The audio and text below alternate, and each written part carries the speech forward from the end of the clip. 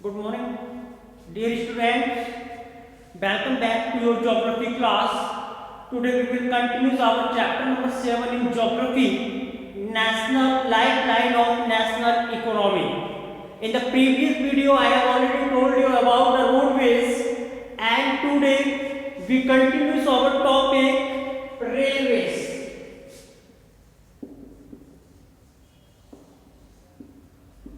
Railway, यहाँ पे हम रेलवे के बारे में जानकारी लेंगे बेटा, और ये देखेंगे कि रेलवे का नेटवर्क कितना है इन इंडिया में। तो as you know that Indian railway is a very largest public undertaking in India. It is a organisation and the first train state of 1853.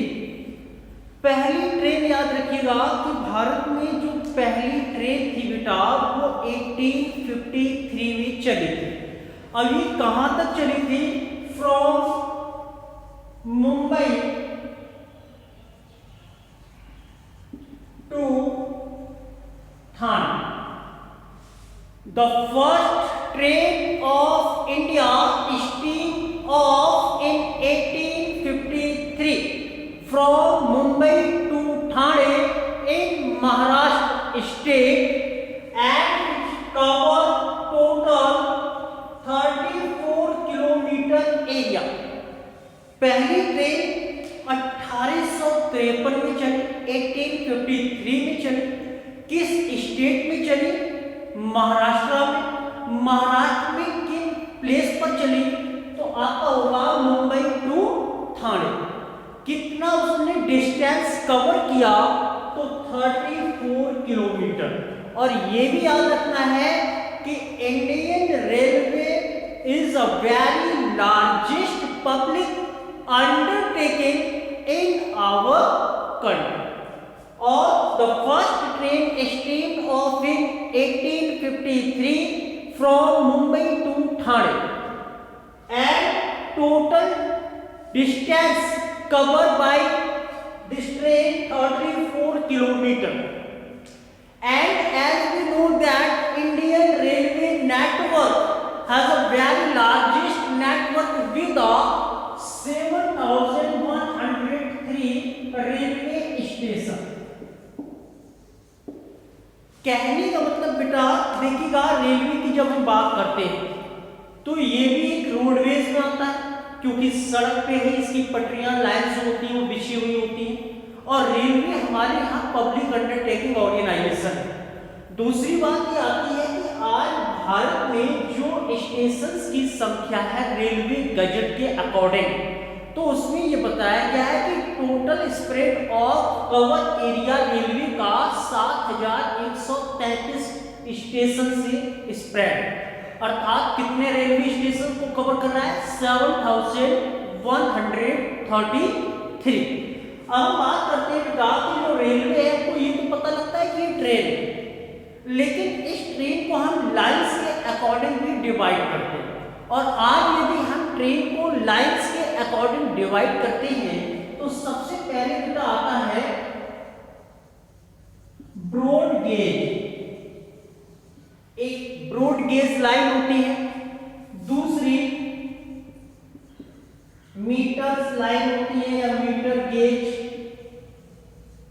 और तीसरा जो आता है बेटा वो आता है नैरो गेज.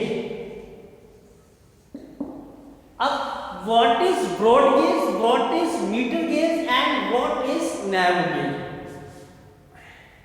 अब ब्रॉड गेज की जो लंबाई है, क्योंकि ये लाइन्स जो पड़ी होती हैं रेलवे की, जिसको हम पटरियां बोलते हैं, उनके बीच की जो डिस्टेंस होती है, दूरी होती है, उसके अकॉर्डिंग हम मीटर गेज, ब्रॉड गेज और नैरो गेज में डिवाइड करते हैं. सिविल सर्विसेज के एग्जाम में कितनी बार पूछा गया है कि ब्रॉड गेज की जो लंबाई है या जो उसमें दूरी है वो कितने मीटर तक होती है?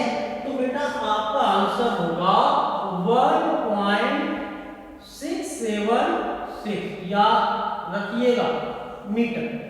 1.676। कहने का मतलब ये जो 1 है बेटा ये 1 मीटर है, और 676 जो लिखा हुआ है 676 ये सेंटीमीटर है। तो ब्रॉड गेज की जो लंबाई है पटरियों के बीच में, कहने का मतलब ये रेलवे लाइन की ये पटरियां हैं, ठीक है। तो ये जो डिस्टेंस है इनके बीच का, ये जो आप देख रहे हैं पिक्चर में, जो इनकी बीच की जो दूरी है, डिस्टेंस है, वो कितनी होगी इन रेलवे लाइंस के बीच में?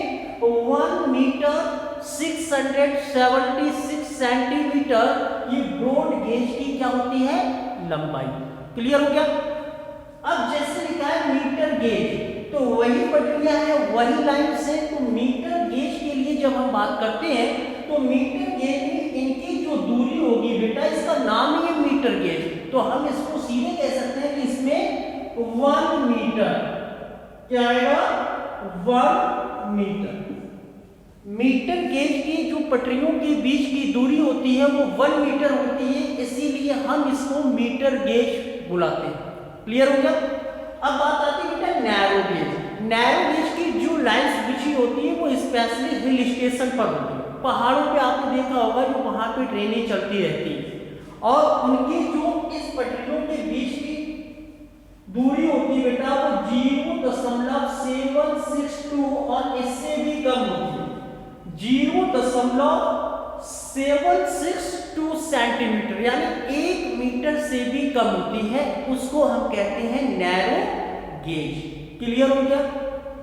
अब बात करते हैं कि ये ब्रॉड गेज, मीटर गेज और नैरो गेज आपको जब रेलवे का टॉपिक आप बोर्ड एग्जाम में डालेंगे तो आपको लिखना पड़ेगा कि भाई we can classification of railway lines into 3 parts, broad gauge and meter gauge and narrow gauge, and the distance between two lines of broad gauge 1 meter 676 centimeter, and the meter gauge 1 meter, and the narrow gauge 0.762 centimeter।